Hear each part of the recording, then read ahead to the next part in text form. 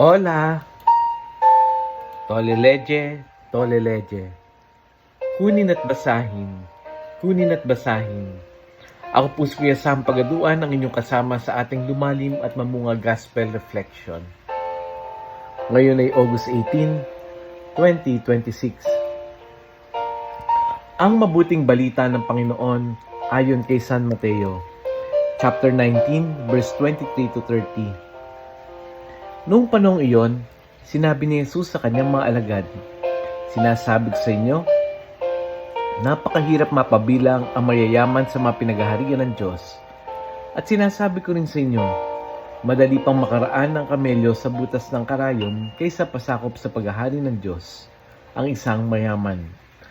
Nagtaka ang mga alagad nang marinig ito, kaya't naitanong nila, kung ganon, sino ang maliligtas? Tinignan sila ni Jesus at sinabi, "Hindi ito magagawa ng tao, ngunit magagawa ng Diyos ang lahat ng bagay." At nagsalita si Pedro, "Tingnan niyo po, iniwan namin ang lahat at kami sumunod sa inyo. Ano naman po ang para sa amin?"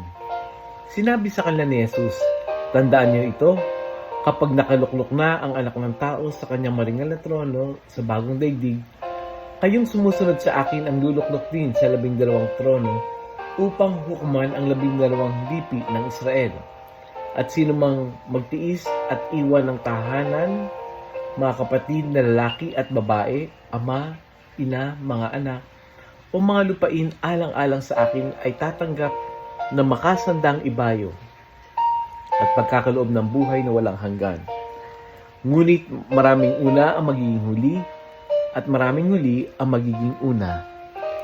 Ang mabuting balita ng Panginoon.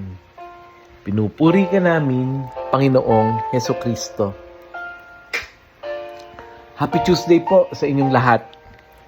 Kahapon, narinig natin na matapos umalis yung mayamang binata dahil hindi niya kayang bitawan yung kanyang kayamanan, sinabi ni Jesus, "Tunay na sinasabi ko sa inyo, mahirap para sa isang mayaman ang pumasok sa kaharian ng langit."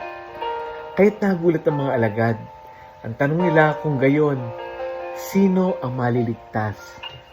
Bakit nila naitanong yun? Kasi yung alagad, yung mayaman ginawa na niyan lahat yun simula pa pagkabata, pero hindi pa rin sapat. Kaya yung mga alagad nako, sino kaya ang maliligtas? Kaya anong sagot ni Jesus? Sa tao, imposible ito, ngunit sa Diyos, ang lahat ng bagay ay posible. Hindi sinabi ni Jesus na masama ang pagkakaroon ng kayamanan. Ang problema ay kapag ang kayamanan ang nagiging source ng ating security hanggang sa hindi na natin kailanganin ang Diyos. May pera tayo kaya feeling natin safe tayo. May posisyon tayo kaya feeling natin secure tayo. Meron tayong mga connections kaya feeling natin kaya nating ayusin ang lahat. May sariling kakayahan tayo kaya feeling natin hindi na natin kailangan umasa sa iba. Pero yung tunay na pagsunod, tinatawag tayong mula sa kaya ko to, patungo sa salitang, "Jesus, I trust in you." Napakahirap nito.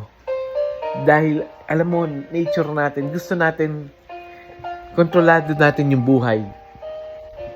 Yung iba nga, hindi lang may plan A, plan B, plan C, kundi hanggang Z. At walang masama sa pagiging responsable. Pero may difference ang pagiging responsable at pagiging dependent sa ating resources. Maaari tayong magplano ng mabuti, pero hindi ibig sabihin hawak na natin ang bukas. Maaari tayong magkaroon ng maraming pera, pero hindi natin nito mabibili ang lahat. Maaari tayong magkaroon ng magagandang karir, pero hindi ito ginagarantiyahan na buo ang buhay natin. Kaya, ang tanong, kapag ka ba nawala na yung mga bagay na nagbibigay sa atin ng security, saan ako kakapit? At dito, napakaganda ng sinabi ni Jesus. Sa tao, imposible ito, ngunit sa Diyos, ang lahat ay posible. Hindi ibig sabihin na lahat ng gusto natin ay ibibigay ng Diyos. Ang ibig sabihin, ang mga bagay na hindi natin kayang gawin sa sarili nating lakas ay hindi imposible sa Diyos. May mga taong matagal nang nagsasabing, "Hindi na ako magbabago." Pero sa Diyos, posible pa rin. May pamilyang matagal nang hindi nagkakaayos, pero sa Diyos, may pag-asa pa rin. May pangarap pa rin ng mga posible. Sa Diyos, pwede kanyang bigyan ng bagong simula. Kaya huwag natin gamitin limitasyon ang sarili nating kakayahan sa kung ano ang maaring gawin ng Diyos sa atin. Kaya, sa last part, anong tanong ni Peter kay Jesus? Iniwan namin ang lahat at sumunod sa iyo. Ano naman ang para sa amin? Para bang one way gustong sabihin ni Peter worth it ba? At sabi ni Jesus, no? Na para sa lahat na nag-iiwan, no? Ng lahat para sa kanya, mas malaki yung reward, no? Mas malaki reward. Pero pinapaalala sa atin na yung buhay natin ay hindi isang business transaction. Na kung mas malaki yung iniwanan mo, yun din ang babalik sa iyo. Kaya mga kapatid, sa puntong ito, ano ang gustong ituro sa atin, no? Nung gospel natin, let us go back. Ano ba yung pinanghahawakan mo? Ano ba yung pinanghahawakan mo na dito mo inilalagak ang iyong peace of mind? Let us pray. Panginoon, salamat sa lahat ng bagay na ipinagkaloob mo sa amin. Salamat sa trabaho, sa pamilya, sa resources, sa kakayahan, sa mga taong ginamit mo pagpalain ang aming buhay.